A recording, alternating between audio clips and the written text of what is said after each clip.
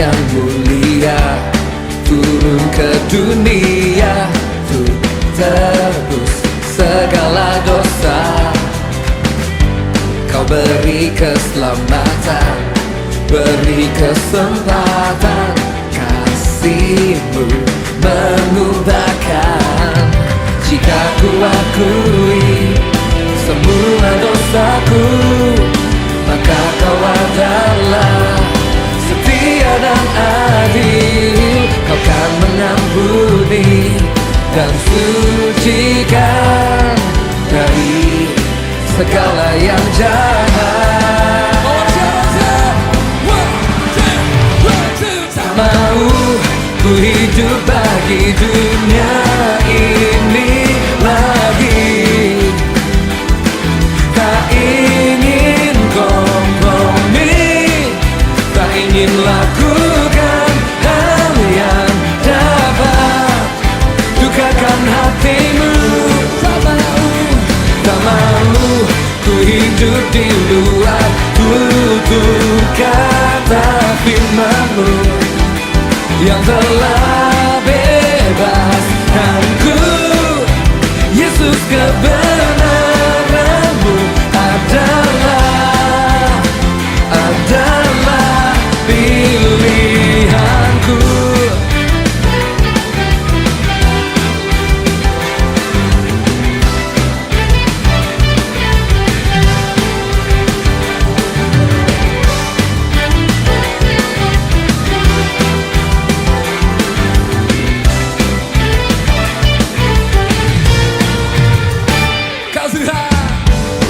Tuhan yang mulia turun ke dunia untuk tebus segala dosa. Mari tepuk tangan di atas kepala bersama-sama. Beri kesempatan, kasih-Mu mengubahkan. Jika ku akui semua dosaku, maka Kau adalah setia dan adil. Kau kan mengampuni dan sucikan dari segala yang jahat.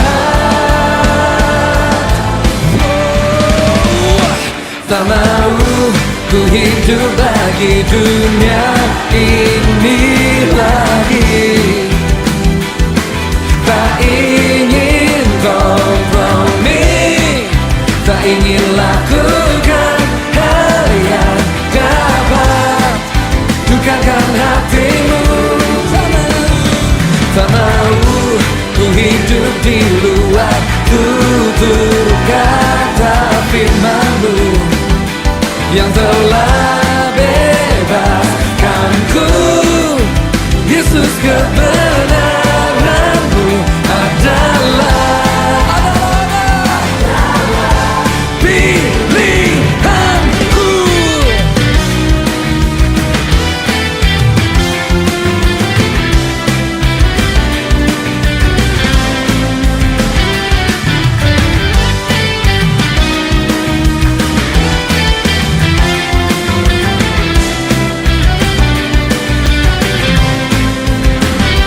Tak mau ku hidup bagi dunia ini lagi.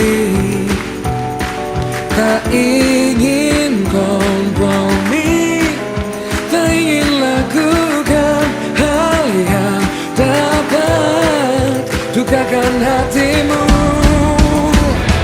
Tak mau ku hidup di luar tutur kata firman-Mu yang telah bebaskanku. Yesus, kebenaran-Mu adalah tak mau ku hidup di luar tutur kata firman-Mu yang telah bebaskanku. Yesus, kebenaran-Mu adalah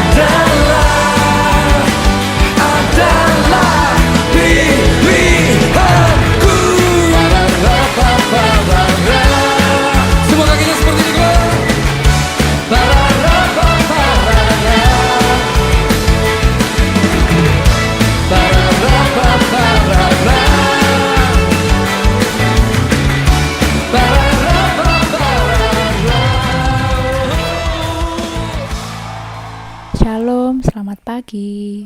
Sebelum merenungkan kebenaran firman Tuhan, mari kita berdoa. Bapa, kami mengucap syukur buat anugerah-Mu untuk pemeliharaan-Mu yang luar biasa.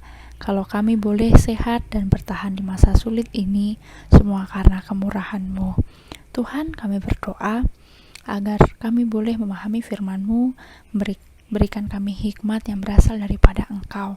Ajari kami Tuhan untuk boleh menghidupi firman-Mu, supaya hanya nama-Mu saja yang boleh dipermuliakan dalam hidup kami.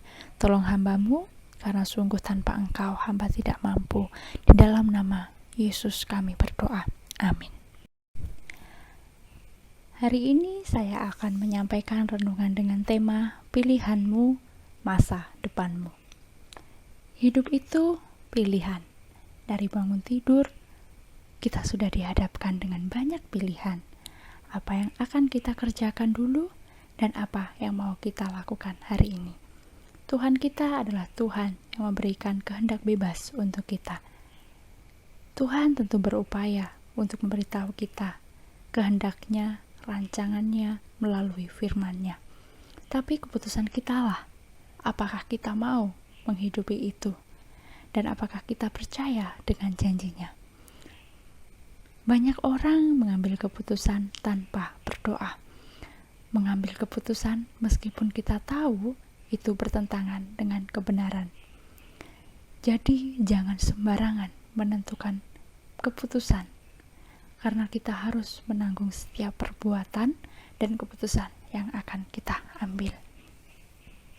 Dan jelas sekali bahwa pilihan-pilihan kita yang akan membawa kita kepada masa depan kita. Dalam Galatia 6 ayat yang ke-7. Jangan sesat. Allah tidak membiarkan dirinya dipermainkan. Karena apa? Yang ditabur orang, itu juga yang akan dituainya. Apa yang kita tabur dalam hidup kita, bagaimana kita menggunakan waktu kita, bagaimana kita menggunakan kekuatan kita, dan bagaimana kita memanfaatkan setiap kesempatan yang Tuhan berikan dalam hidup kita. Itu yang akan membawa kita kepada tempat di mana kita akan berada di suatu hari nanti. Tempat di mana kita berdiri hari ini adalah hasil dari taburan-taburan kita di masa lalu. Pilihan-pilihan kita di masa lalu yang membawa kita berada di tempat di mana kita berdiri hari ini. Begitu juga dengan pilihan-pilihanmu hari ini yang akan membawa kamu berada di masa depan. Apa ada konsekuensi yang menyertai setiap keputusan yang kita ambil dalam hidup kita? Sadarilah, untuk setiap keputusan yang kita ambil diikuti oleh konsekuensi atau akibat. Apa yang harus kita lakukan supaya kita tidak membuat keputusan yang salah? Ada 5 hal tentang penyebab keputusan yang salah. Keputusan yang salah itu disebabkan oleh yang pertama, ketidakmengertian. Dalam Amsal 19 ayat yang kedua berkata begini, tanpa pengetahuan, kerajinan pun tidak baik. Orang yang tergesa-gesa akan salah langkah. Firman Tuhan mengajari kita bahwa tanpa pengetahuan, kerajinan pun tidak baik. Artinya, rajin tapi bodoh itu tidak baik. Orang yang bertindak tanpa pengertian, melakukan sesuatu tanpa memahami dulu. Misalnya, kebanyakan orang kalau beli alat elektronik pasti disertai dengan manual book. Tapi tak banyak pula orang yang malas membaca manual book itu. Dan apa yang kita lakukan? Kita coba-coba pasang, kita coba-coba menyalakan, dan sampai mentok gak bisa nyala. Baru kita baca manual booknya. Seringkali dalam kehidupan kita juga begitu. Kita mengambil keputusan yang salah, bertindak salah karena kita tidak mengerti. Jadi ingat baik-baik, jangan pernah membuat keputusan, apalagi tindakan, sebelum Anda benar-benar mengerti kebenaran.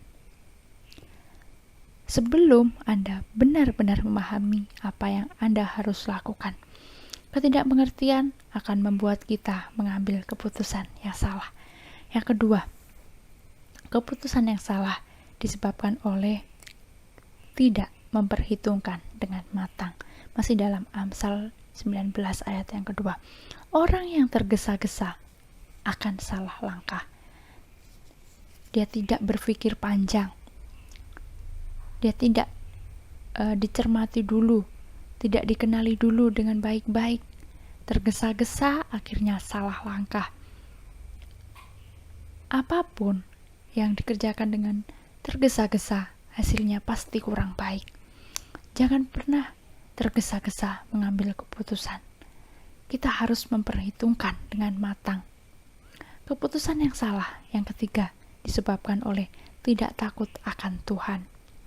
Keputusan hati yang tidak didasari oleh takut akan Tuhan, hanya dikuasai oleh nafsu, keinginan membuat orang bertindak sembarangan dengan hidupnya, sembrono mengambil keputusan. Mazmur 25 ayat yang ke-12.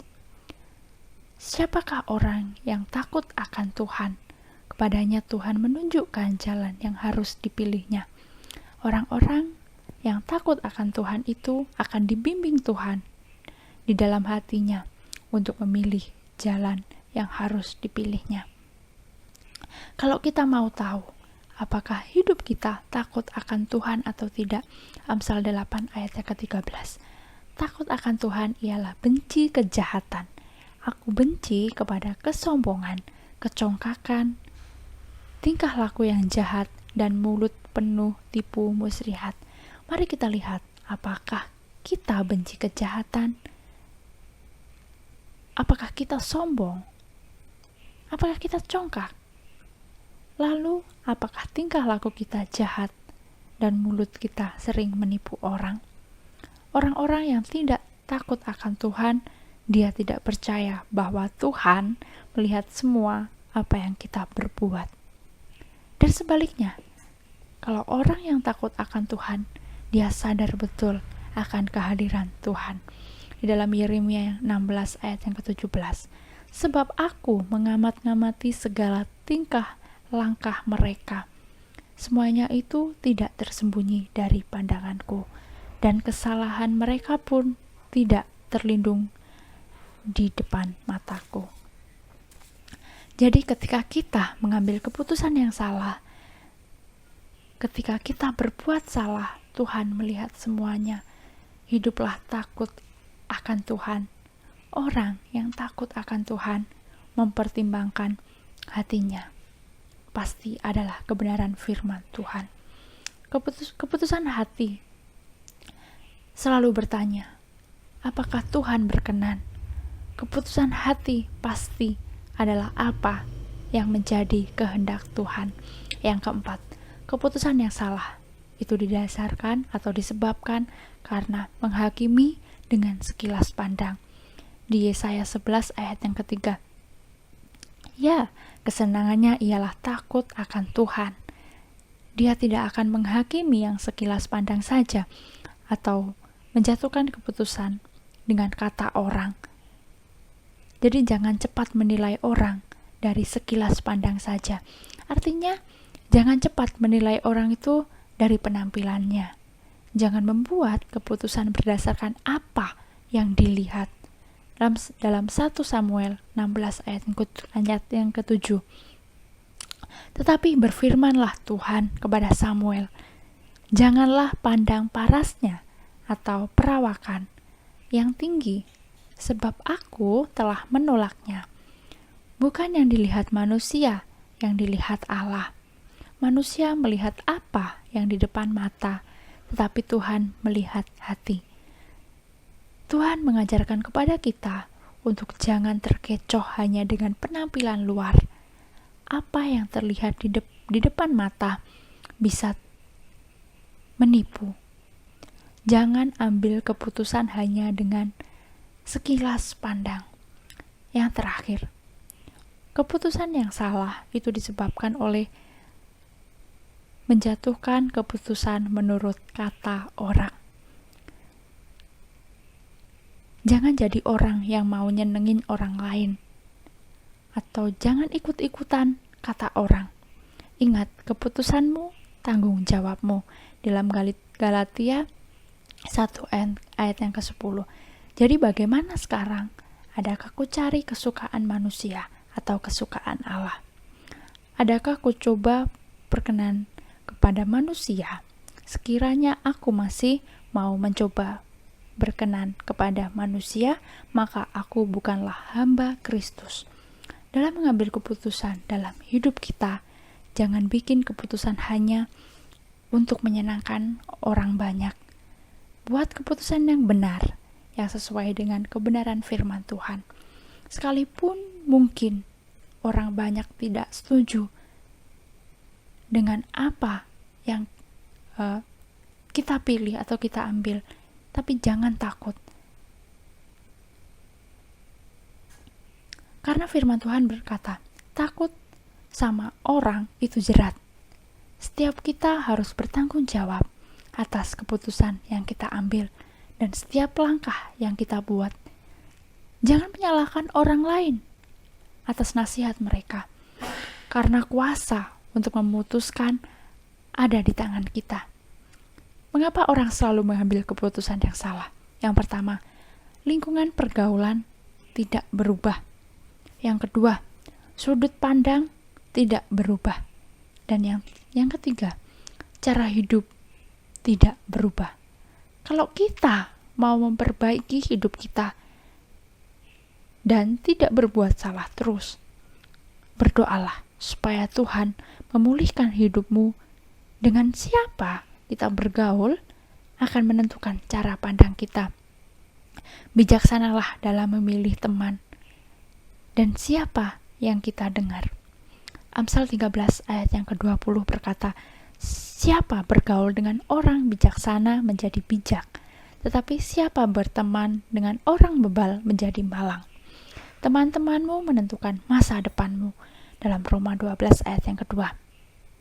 Janganlah kamu menjadi serupa dengan dunia ini, tetapi berubahlah oleh pembaruan budimu, sehingga kamu dapat membedakan manakah kehendak Allah, apa yang baik, yang berkenan kepada Allah, dan yang sempurna. Kita tidak bisa mengubah tempat di mana kita berdiri hari ini, tetapi kita bisa memutuskan kemana kita mau pergi. Bagaimana kamu mau hidup di masa depan tergantung dari keputusanmu hari ini. Mari kita berdoa. Kasih karuniamu menolong kami, supaya kami mampu di jalan-jalan-mu. Biarlah kiranya pertimbangan hari ini, pertimbangan hati kami, selalu kebenaran firman-mu dan takut akan Engkau. Tolong Tuhan supaya kami tidak buat keputusan-keputusan yang salah. Tolong Tuhan supaya kami boleh keluar dari dosa-dosa kami. Dan kami boleh menang dari cara hidup kami yang lama. Dan kami boleh menghidupi rencana-Mu yang sempurna bagi setiap kami. Mampukan kami ya Tuhan untuk menentukan pilihan hidup kami yang sesuai dengan kebenaran firman-Mu. Bapa yang baik, Bapa yang mengasihi kami, jika sebentar Tuhan anak-anak-Mu akan memulai pembelajaran pada pagi hari ini. Kiranya Tuhan memberkati anak-anak-Mu, curahkan hikmat, kepandaian, akal budi, hati yang takut akan Engkau, serta motivasi yang benar dalam belajar. Terima kasih Tuhan Yesus, kami berdoa dan mengucap syukur. Amin. Ku hidup bagi dunia ini lagi, tak ingin kompromi, tak ingin lakukan hal yang dapat dukakan hatimu. Tak mau ku hidup di luar tutur kata firman-Mu yang telah